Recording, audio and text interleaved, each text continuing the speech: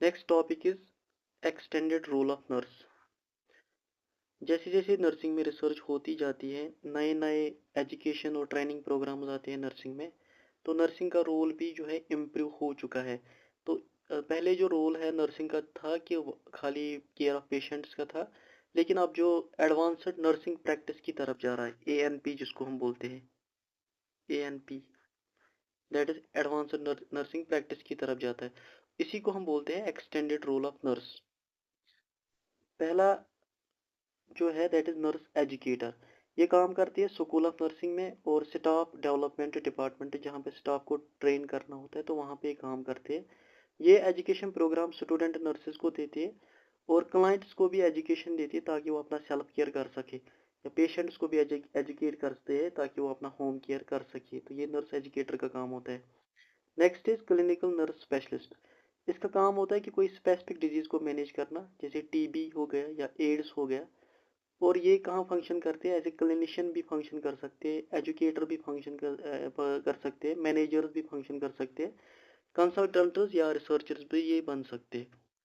उसके बाद है नर्स प्रैक्टिशनर। ये काम करते हैं आउट पेशेंट कम्युनिटी सेटिंग में। पेशेंट को ये वहाँ पे आउट पेशेंट देखते हैं। तो ये एक सर्टिफाइड नर्स होते हैं जो जिसने MSc नर्सिंग किया होता है नर्स प्रैक्टिशनर में। तो ये on out patient community setting में काम करते हैं। Next is certified nurse midwife. ये इंडिपेंडेंट केयर करते हैं वुमेन को during pregnancy, labour and delivery time. Next is nurse anaesthetist. इसका क्या काम होता है कि एनेस्थीसियोलॉजिस्ट के अंडर ये काम करते हैं। कई बार ये एनेस्थीसिया पेशेंट को देते हैं लेकिन under the supervision of anaesthesiologist. वहाँ पे एनेस्थीसियोलॉजिस्ट भी होता है, लेकिन ये एनेस्थीसिया का जो एनेस्थीसिया दे सकती है पेशेंट को, ठीक है। This is nurse anaesthetist.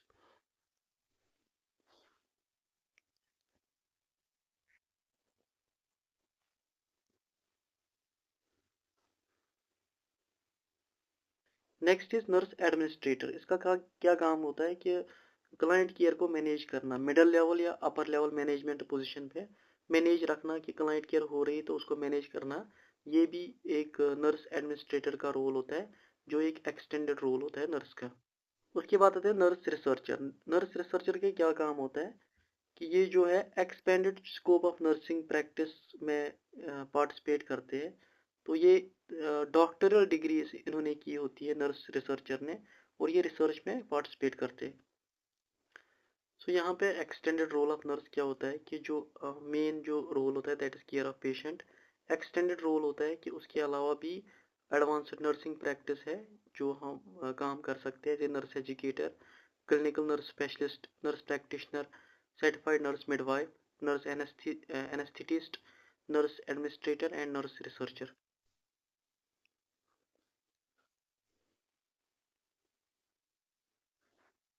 Next topic is ethical issues in nursing.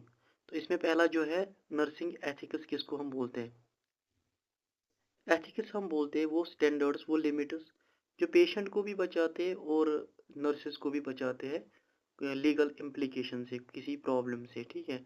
उनको हम बोलते हैं नर्सिंग एथिक्स। तो ये वो स्टैंडर्ड्स होते हैं, प्रोफेशनल स्टैंडर्ड्स होते हैं जो पेशेंट को भी बचाते हैं और नर्सेज को भी बचाते हैं ताकि इन पे कोई लीगल इम्प्लीकेशन ना आ जाए। 1973 में कोड ऑफ एथिक्स बना था। फंडामेंटल रेस्पॉन्सिबिलिटी जो नर्स की होती है to promote the health, illness को प्रिवेंट करना और हेल्थ को रेस्टोर करना, और कोई सफरिंग हो तो उसको कम करना। नर्सिंग केयर जो हम देते हैं विदाउट कंसिडरेशन ऑफ नेशनलिटी नहीं देखते, हम रेस नहीं देखते, किसी का कलर नहीं देखते हैं, किसी का एज नहीं देखते, ठीक है। इक्वली हम नर्सिंग केयर देते हैं। ये सारी चीज़ें हमें नर्सिंग एथिक्स ही सिखाती है कि नर्स जो भी हेल्थ सर्विस देनी है, चाहे इंडिविजुअल चाहे फैमिली या कम्युनिटी में, तो वो हमने without any caste, without any creed अपने दिमाग में रख के हमने नर्सिंग केयर देनी है। इक्वली हमने हर किसी के साथ अच्छी तरीके से केयर देनी है। वही हमें नर्सिंग एथिक्स सिखाते हैं। Next is code of ethics. Code of ethics हम बोलते हैं कि हमारा बिहेवियर कैसा होना चाहिए जब हम क्लाइंट केयर देंगे, प्रोफेशन में हमारा बिहेवियर कैसा होना चाहिए, यानी कि एक प्रोफेशनल नर्स का जो बिहेवियर कैसा होना चाहिए पेशेंट के साथ, सोसाइटी के साथ या अपने कोवर्कर के साथ कैसा बिहेवियर होना चाहिए, वही हमें कोड ऑफ एथिक्स सिखाता है। क्या चीज़ें सही है, क्या चीज़ें गलत है। ये कोड ऑफ एथिक्स पहले ब्राज़ील जो कंट्री है वहाँ पे बने थे 1953 में। उसके बाद जर्मनी में 1965 में ये कोड ऑफ एथिक्स जो है रिव्यू हो चुके हैं, लेकिन लास्ट में ये international council of nursing code of ethics बन गए। पहला कोड ऑफ एथिक्स यहाँ पे जो है नर्सेज एंड पीपल, कि हमने पीपल के साथ कैसा बिहेव करना है, कि लोगों के साथ हमने कैसा बिहेव करना है, ये हमें पहला कोड ऑफ एथिक्स सिखाता है। प्राइमरी रेस्पॉन्सिबिलिटी नर्स की होनी चाहिए यहाँ पे, कि किन लोगों को हमने नर्सिंग केयर देनी है, प्रायोरिटी बेस्ड नर्सिंग केयर देना है।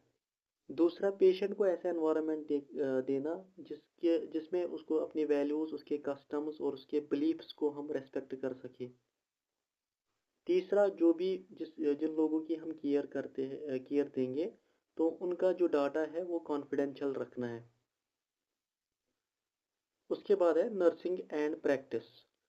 अपना प्रैक्टिस का स्टैंडर्ड रखना, हाईएस्ट स्टैंडर्ड, जो नर्सिंग प्रोफेशनल का एक स्टैंडर्ड होता है, ठीक है, वो हमेशा रखना। वो स्टैंडर्ड कैसे रहता है, अपनी कॉम्पिटेंसी बढ़ाना, अपनी एफिशिएंसी बढ़ाना, दिन ब दिन नया नया लर्न करके, और हमेशा अपना एक जजमेंट यूज़ करना ताकि हम जो है कोई डिसीजन ले सके।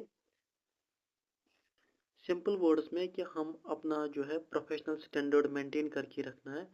तो अपना जो नर्सिंग प्रैक्टिस है उसके जो प्रोफेशनल स्टैंडर्ड्स होते हैं वो मेंटेन करके रखना है। That is nurse and practice, दूसरा कोड ऑफ एथिक्स।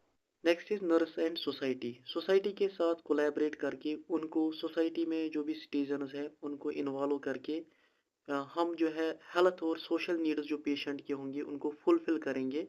ये तीसरा कोड ऑफ एथिक्स है। Next is nurse and co-worker. हमें कोवर्कर के साथ कैसा रहना चाहिए, जो हमारा कोलीग होगा उसके साथ कैसा रहना चाहिए।